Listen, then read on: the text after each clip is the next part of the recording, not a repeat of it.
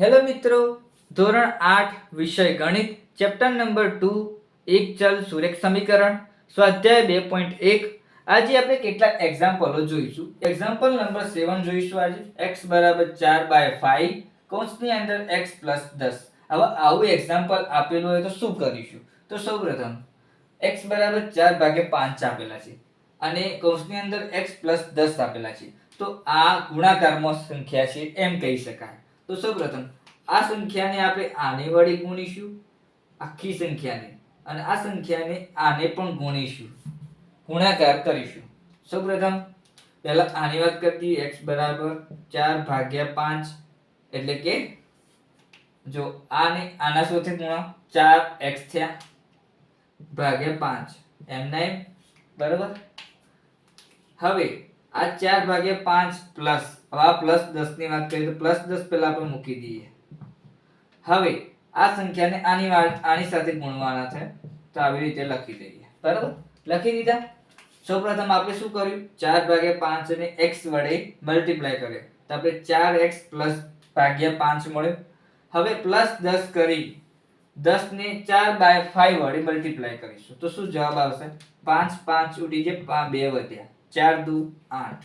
તો શું મળ્યું? 4x પ્લસ 5/5 પ્લસ 4 દુ 8. આ બેને એકબીજા સાથે મલ્ટીપ્લાય, વધ્યું આટલું. હવે શું કરીશું? આ x તો એમને એમ જ મૂકવાનું. હવે શું કરીશું?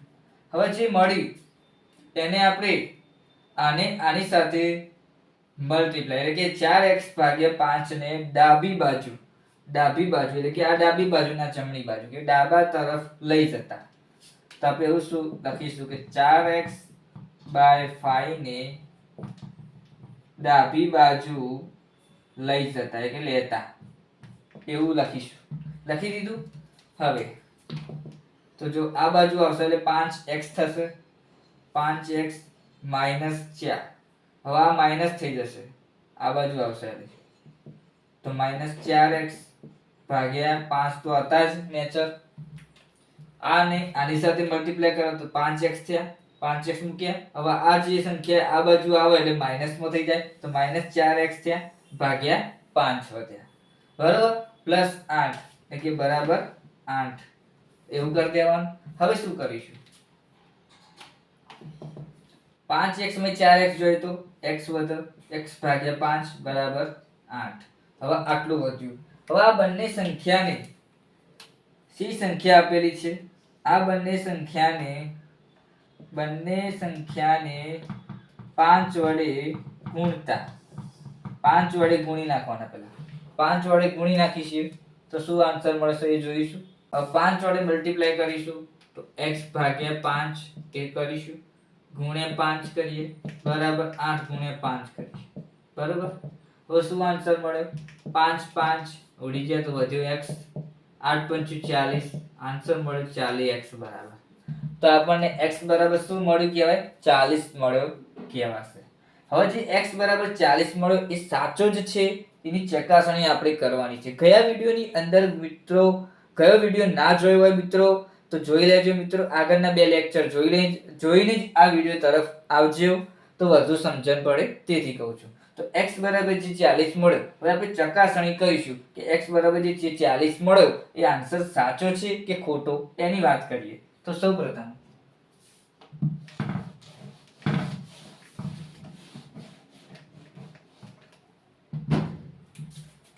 હવે જોઈએ. x બરાબર 4/5 કૌંસની અંદર x પ્લસ 10 આવી સંખ્યા હતી, આવી રકમ હતી. પહેલા આપણને લેવાનું શું છે? x બરાબર 40 લેવાનું છે. આ આપણે લેવાનું છે, રકમ આવી હતી. હવે જો જે જગ્યાએ x દેખાય એ જગ્યાએ મૂકી દેવાનું. x 4/5 કૌંસની અંદર શું મૂકવાના? 40 પ્લસ 10. આ નહીં ગણાય, આ તો ખાલી x બરાબર માં, x ની કિંમત આ બરાબર આ લઈએ. હવે જોઈએ 4/5 લખી દીધા, પહેલા ફરીથી લખી દઈએ. 40 ને 10 50, 50 મૂક્યા. હવે 10 5 50, આ બેનો મલ્ટીપ્લાય 4 10 14, આવી ગયો જવાબ, આવી ગયો 40 મળી ગયો ને x બરાબર, આ એનો આન્સર. તો આપણને 40 ની ચકાસણીમાં જે ચકાસણી કરી આ x ના સૂત્ર મૂકી જે આપણને આન્સર મળ્યો તો x બરાબર 40 એ આપણે ચકાસણી કરીને મૂકી જોયું તો આપણને x બરાબર 40 મળી જાય છે. તો આ આન્સર સાચો કહેવાય. એટલે કે એ આન્સર કહી શકાય કે ડાબા બરાબર જબા કહી શકાય. શું કહેવાય? ડાબા બરાબર જબા કહી શકાય. ડાબાની કિંમત એટલે ડાબી બાજુની કિંમત અને જમણી બાજુની કિંમત સરખી મળે છે. હવે બીજું એક્ઝામ્પલ જોઈશું. હવે એક્ઝામ્પલ નંબર 8 જોઈશું. 2x બાય 3 પ્લસ 1 બરાબર 7x ભાગ્યા 15 પ્લસ 3. હવે આવું એક્ઝામ્પલ આપેલું તો શું કરીશું? તો સૌપ્રથમ જે આવી સંખ્યા આપેલી છે ને આપણે સાઈડમાં લઈ લઈએ. જેમ કે 2x બાય 3.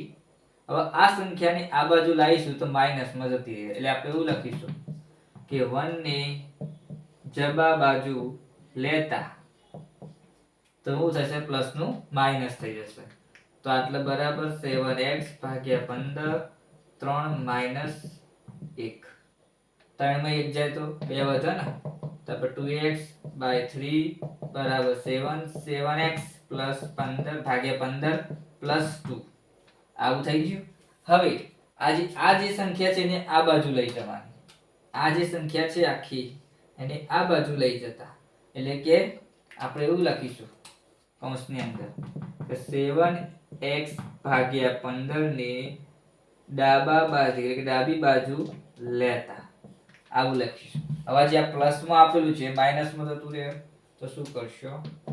તો 2x બાય 3 માઈનસ 7 15 બરાબર 2. હવે આવું કર્યું. હવે શું કરશો? હવે આને સાદું રૂપ આપી દઈએ. જેમ કે હવે સાદું રૂપ કઈ રીતે આપશે પાછા? એવું શું કરશે? આટલે એવું લખવાનું આ જે બે સંખ્યા જે આપેલી એ સરખી આપેલી નથી તો આપણે બેનો લસા લઈશું. ચલો 3 અને 15 નો 3 અને 15 નો લસા લેતા 3 અને 15 નો લસા કેવો થાય? તો જુઓ 3 ના અવયવ 3 જ થાય. 3 ની 1 ઘાત 15 ના અવયવ 5 તરી 15 થાય. 5 ની 1 3 ની 1 3 ની 1 લઈશું એટલે આયરો જ આવશે. 15 5 તરી 15 બે શિફ્ટ ટુ શિફ્ટ એક જેવી સંખ્યાઓ એ આવે નહીં.